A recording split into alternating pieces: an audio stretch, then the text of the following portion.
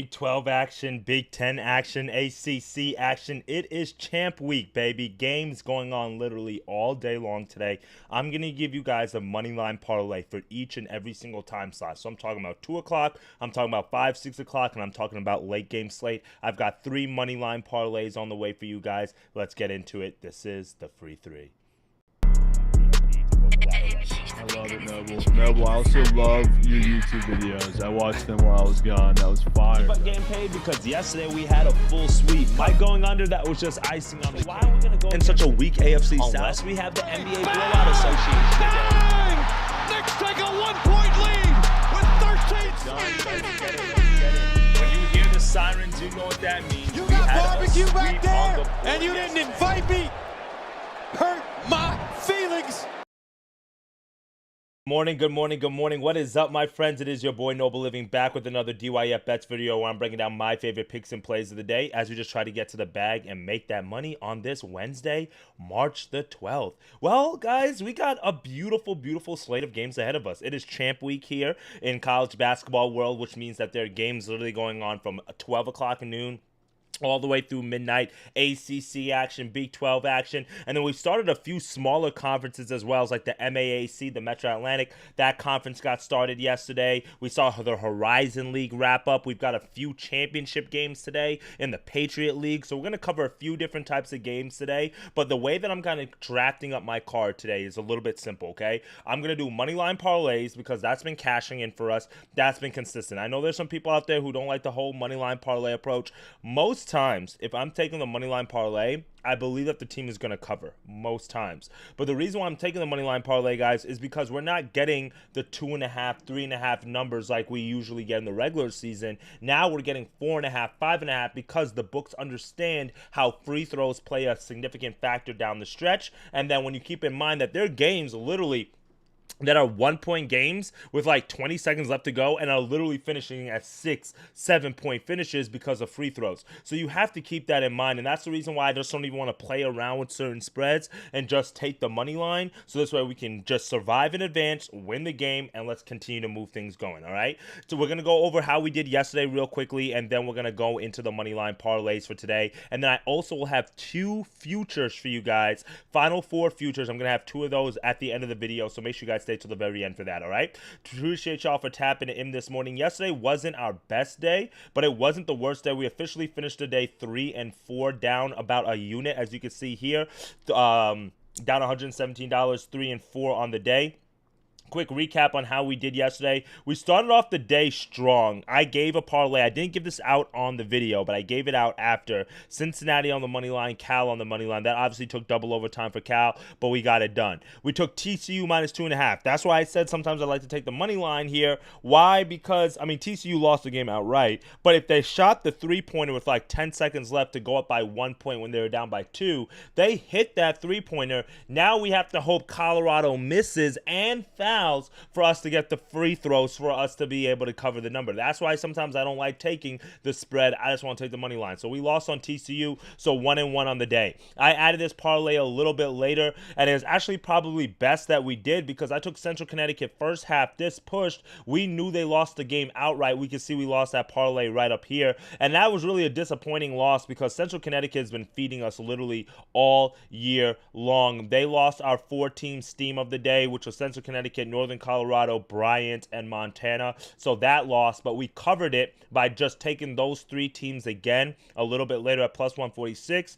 We took another parlay with Kansas State and Vermont. We gave that out on the channel yesterday, so that lost. And then I added Utah late night, and that lost. So if we had not added Utah and we just did the plus 146 parlay, again, I gave out originally the plus 190 parlay, but because Central Connecticut lost early, I like to do parlays like that sometimes. If one team loses early, we still get the chance to still recoup some of it. Why? Because these 3 teams right here, which were a part of the original lay, still ended up hitting, so we were able to recoup some bread there. So again, not the best of days, but it definitely certainly could have been worse. So let's look at the board for today, and let's see what we're cooking with on today's card. Again, games are starting pretty early. You can see here 11:30 Eastern Standard Time. time. We're going to get it started with Davidson and Richmond. I do lean Davidson on the money line in that game. I'm not going to give you an early parlay, but the first one that we're going to go to is starting at 2 o'clock here at the 2 o'clock game, so it gives you enough time to watch the games. And the first parlay that we're going to take here on the channel is going to be Southern on the money line, West Virginia on the money line, and then UNC on the money line. So these three teams right here, 2 o'clock, 2:30, and 3 o'clock start time. Let me zoom out real quickly just so we can see the full odds value on this parlay here. You can see we get to plus 115 odds. Not too bad here. Let me just put the free 3 so I can identify it. And the reason why I like this parlay is for a few reasons, okay? Let's go in reverse. So let's talk about North Carolina first. We know they're on the bubble. They're the biggest favorite on the board of the three teams that we're choosing, and they should beat Notre Dame. Notre Dame played an overtime game last night. They were able to get they didn't go into overtime. They got that bailout call against Pitt, where the refs literally handed them the game on a putback that wasn't even a foul. I'm not even going to get into that, but they got handed that ball game. Shout out to Pitt for fighting hard, but UNC, they need to win 1 to 2, maybe 3 games in this conference tournament to really take the pressure off of them on the bubble. If we go look at Joe Lunardi, I don't have it pulled up, but he has them as the first 4 out right now. So we got to get a win for North Carolina. If we go to Ken Palm real quickly, and we could see that he has this, or they have it, as a 7-point win for the UNC against Notre Dame on a neutral floor. Keep in mind the ACC tournament is in North Carolina at Charlotte, so this is basically a home tournament for them. North Carolina to get the job done. Now the second leg is West Virginia. West Virginia is in the tournament as of right now. They should be good to go. But the reason why I like West Virginia is the same reason why I wanted to fade Colorado yesterday. TCU played around with their food. I don't know if you guys watched that game. They didn't hustle after any of the loose balls. They took very bad shots. I mean, they just let Colorado get whatever looks that they wanted. Easy leaks to the rim. West Virginia is going to be a little bit deeper, or a little bit better, I should say, on the defensive side. If we look at West Virginia here, you can see they're 13th in defensive efficiency, 17th in effective field goal percentage on the defensive side. They don't give up a lot of three-pointers, 7th in three-point percentage. It's their defense is their main card. Against TCU, I just thought TCU was going to win because they had the better offense, but now we're looking against a Colorado team that was hitting shots yesterday on the second day of a back-to-back against a West Virginia team.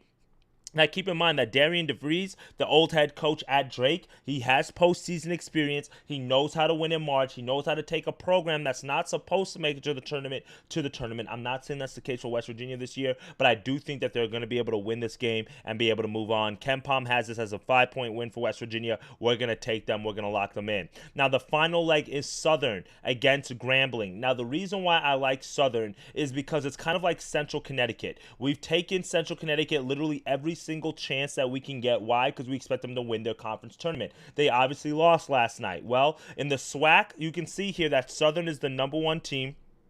Finished the regular season 15-3, 20-11 overall. Only other team that can really compete with them for real is Jackson State at the #2 seed. So for me, I expect a 1-2 conference tournament final here in this conference. That's what the type of SWAC is. It's like the Southland with McNeese. It's like Bryant in the American this season. There's certain teams that are supposed to just win, and that is the case here with Southern. Given the fact that this is a quarterfinal game, this is not the finals or the semifinals, I like them to handle business against Grambling. Grambling played yesterday. You can see Ken Palm has this as a 6-point win for the Southern. And again, this is just one of those conferences where the best team is typically heads and shoulders above everybody else. And Southern's been a cash cow for us all year. That's because of their defense in such a small conference, 132nd in a defensive efficiency. They cause a lot of turnovers, 21 in turnover percentage on the defensive side. So I like Southern here to get the win. That is the 2 o'clock money line parlay. Now, our 5 o'clock money line parlays, we go through the board here. I'll give you guys a few of my leans. I lean Vanderbilt because the game is in Nashville at Bridgestone Arena, so it's basically a home game. That's where the SEC tournament's played. I lean Butler. I do think that Providence's season's over. They just have not showed the gumption to really be able to get up and win games. And as we move to the 5, 6 o'clock slot here, you can see that there are a few other games. Ohio State and Iowa. I think that's going to be a pretty good game that could go either way. Georgetown, DePaul, same type of thing. But the other game that I'm going to take a look at here in the next slot, in our next parlay, is going to be American Mississippi State, and McNeese. So let's talk about these games reverse back to front. First thing, McNeese, that's our auto lay play of the day. If you want to take McNeese first half, be my guess at better value. McNeese is there just to get us better odds value. This is the championship of the Southland. McNeese, which is head coached by Will Wade. We've been taking them every single game. It's a whole lot of green that you're going to see on McNeese's Ken Palm chart here. 26-6, third longest win streak in the country at 10 straight games. They run through this conference, okay? Lamar beat Nichols yesterday. So the only team that beat McNeese this season in conference, they lost yesterday. So now for the Southland Championship, they get to take on Lamar. You can see Ken Palm has a 12-point win. This game is also at home for McNeese. I know that didn't help us yesterday with Central Connecticut, but I will run it back and run it back and run it back. This is probably Will Wade's last game with McNeese, or I should say last kind of tournament with them, because from here they have his name tied to a few Power 5 conference positions, including NC State. So I expect McNeese to kind of wrap it up here, get that done. Nothing else to say about that one. Next game, Mississippi State. This is SEC tournament as well. They're taking on LSU. Now, Mississippi State has been a good team so far this season. Very strong on the defensive side of the ball. They've had their struggles when they step up in class against the better teams in conference, like Florida, like Alabama, like Mizzou. But they, finishing down the stretch, losing 4 out of the last 5 games is a little bit concerning. I get it. But it is the SEC. Oklahoma had a lot to play for. They're a bubble team. Obviously, you got Alabama here. Texas, bubble team. They lost that game in overtime. And then Arkansas, bubble team. All those 3 of the 4 teams that I just mentioned, their playoffs started 3-4 weeks ago. So they were getting everybody's best shot. Now they get to face an LSU team that they just beat back on March the 1st by 12 points in a neutral floor environment. Anything can happen, but this is just not LSU's season. This is not just this. It's just not their year. So I like Mississippi State here. We're going to throw them in on the money line. And then finally, we're going to go to the championship in the Patriot League, and we're going to take American on the money line. Those 3 teams get you to plus 119. So we're going to go free 3 here. And the reason why I like American is because Navy has been impressive. Shout out to Navy for being able to make it to the championship of their conference tournament. I want to pull up the bracket real quick so you guys can see what we're looking at here in the Patriot League. So give me 1 second. I'm going to type in Patriot League men's basketball bracket. I want you to just look at this real quick, because Navy was not supposed to make it to this point thus far. Dude, why don't they just have like the bracket here so we could just look at the bracket?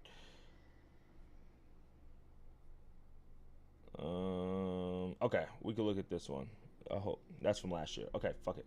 I'm not going to waste any more time on that. We'll find the bracket. But long story short, with Navy, they had to play against Boston University in the first round. Then they beat the number 1 seed in Bucknell the last matchup. And then finally, they're going to take on American now for the championship. Now, American's story this season in the Patriot League is a little bit different. And the reason why I want you guys to see this is because in the Patriot League, American finished second to Bucknell.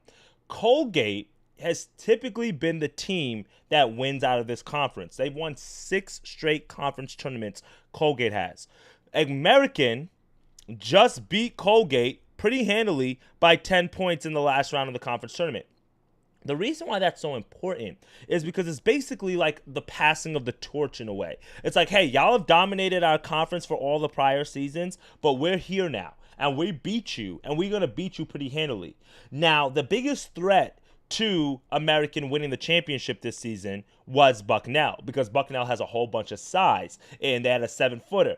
But Navy beat them. Why did Navy beat them? They got a little bit lucky. If we go to ESPN real quickly and we go look at the box score of what that game looked like against Bucknell, you can see here real quickly, if we go to team stats, the one I want to point out is 35 of 42 from the free throw line for Navy, compared to 19 of 29 for Bucknell. Yet both teams shot about 40% from the field. Bucknell could probably hit a little bit more better from the 3-point line. It wasn't like there was a ton of turnovers, only 12 for Bucknell, 8 for Navy, but it's the free throw disparity. And then when you look at the fact that the point guard for Navy, Benini, or however you say his name, shot 20 of 22 from the free throw line, despite the fact he only shot 12 of 12 from the field, 2 of 12, excuse me. And if you watch the game, You saw how he was getting to the free throw line. Bucknell was in the double bonus from like 10 minutes left to go in the game. And he literally kept pulling the ball up the court and like hitting the brakes. Kind of like what Trae Young likes to do, where you like fall into him.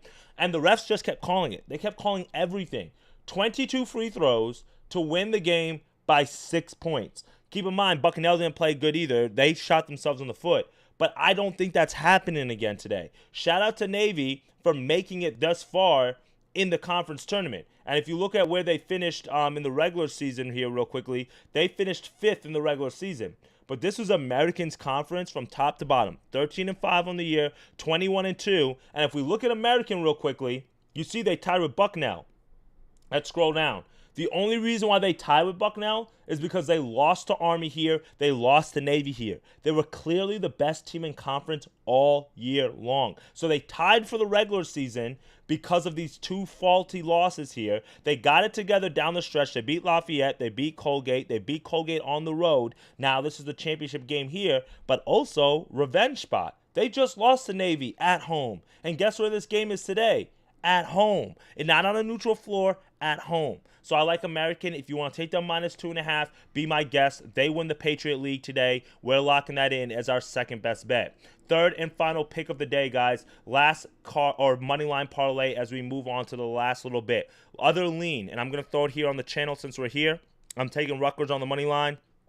They have a lot to play for. I think they beat USC. I do like USC because Eric Musselman is a tournament coach. He knows how to get his teams going in March. But I'm going to take Rutgers because they have the better players. And we just want to see those boys, Harper and Bailey, in the NCAA tournament. And I think they need to pick up at least 2 to 3 wins here in the conference in order to get that done. But our last money line parlay of the day is going to be a late night, a 9 p.m., 10 p.m. parlay for you guys. And let's lock it in. We're going to go Georgia on the money line, Kansas on the money line, and then Utah Valley on the money line. So you can see Utah Valley is -900 here. Then we got Georgia at -165. We got Kansas at -650. Those 3 legs get you to +106. Now the main leg that we're going to talk about here is Georgia. Georgia versus Oklahoma. Both of these teams are bubble teams. They both need a win. They both are playing for similar things. We're trying to get into the tournament. So something has to give. And if something has to give, I have to go with the better defense here. Georgia has been pretty impressive this season. Not George Mason. Give me a second. Georgia has been pretty impressive this season on the defensive side of the ball. 25th in defensive efficiency, 25th in effective field goal percentage on the defensive end, 19th in three-point percentage on the defensive end, and 10th in block percentage. That's the reason why they've been very competitive in the SEC. 8-10 in the SEC. They won their last 4 games. This is when the bubble alert really started like hitting. Where like, hey, Georgia needs to win a few more games, and they beat every team that was in front of them. And Oklahoma, I like them. They've got a great offense, but the problem with Oklahoma is defensively, they have some problems. Even though they're 68th in defensive efficiency, they're 174th in effective field goal percentage. They're 318th in two-point percentage on the defensive side. Let's go to Georgia real quickly. What does Georgia do really good? The two-point percentage is their strong suit, not the three-point shot. So basically what Oklahoma does well on the defensive side, which is take away the three-point shot, is not what Georgia's trying to do anyway. So for me, I like Georgia. I got to go with the better defense here. I got to go with the better head coach. I like the way Mike White has had these boys playing. They've won 4 games down the regular stretch. Meanwhile, Oklahoma, they were able to beat Mizzou at home in Texas, which has got them back in contention and like their name in the conversation. But I think this loss here, I think they're just a young team as well. So I think if, next season they might be a little bit better. But for me, I'm taking Georgia here. That is the main leg of the parlay. Now Kansas is playing UCF. This is basically a home game for Kansas because the Big 12 tournament, I believe, is taking place in Kansas City. I could be wrong on that, but basically UCF, they beat Utah last night. I did not expect them to beat Utah. I don't see Kansas losing here in this game.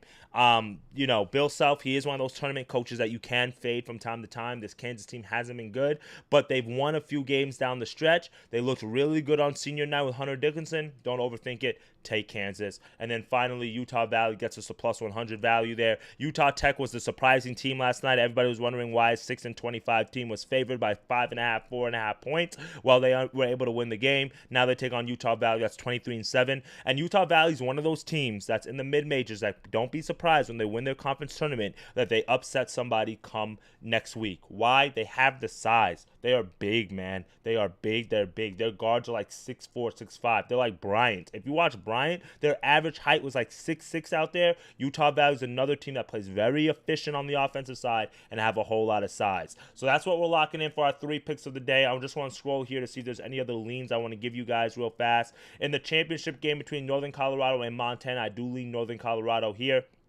You can throw in Grand Canyon on the money line as against UT Arlington. We get the start of the WAC conference today. I think that there's some good games that you can money line parlay there as well. All right, guys. So those are a few games that I'm looking at for today. A real quick recap of the free 3 and what we're locking in for today's video, and then I'm gonna give you guys my 2 futures real fast. We're gonna go first. Our first 2 o'clock 3-team steam: Southern, West Virginia, and North Carolina on the money line at plus 115. Our second one is gonna be American, McNeese, and Mississippi State. That gets you to plus 119. And then we're going to go Georgia, Kansas, and Utah Valley. Those 3 get you to plus 106. I also added Rutgers on the money line at plus 105.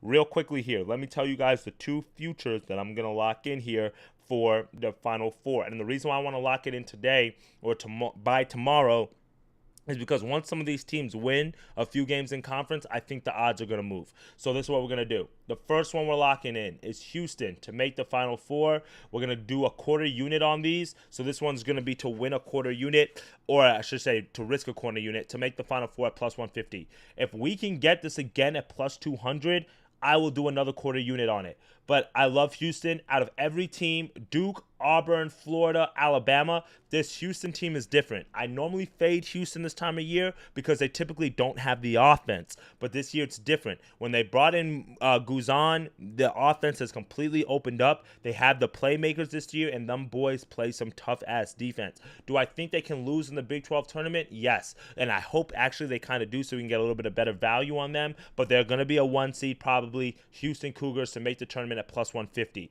Our second one, as we scroll down here, is going to be Maryland to make the Final Four. We're going to do that at plus 850. Again, another quarter unit. The reason why I like Maryland, let's go look at the Big Ten tournament bracket real quickly. Maryland is going to, they have the double bye right here. So they're going to face the winner of Iowa, Ohio State, then the winner of Illinois and one of these teams, and then the winner of that they face, and then they're probably going to have to face Michigan or Purdue or Rutgers. And the reason why I say that is because Michigan's looked terrible. They've not looked good at all. They've been losing games. Purdue can beat them. Rutgers can beat both of these teams, in all honesty. And if they do, then now we've got another tournament team that might be in the bubble contention. But Maryland, they should beat one of the Ohio State or Iowa. They can beat Illinois for sure.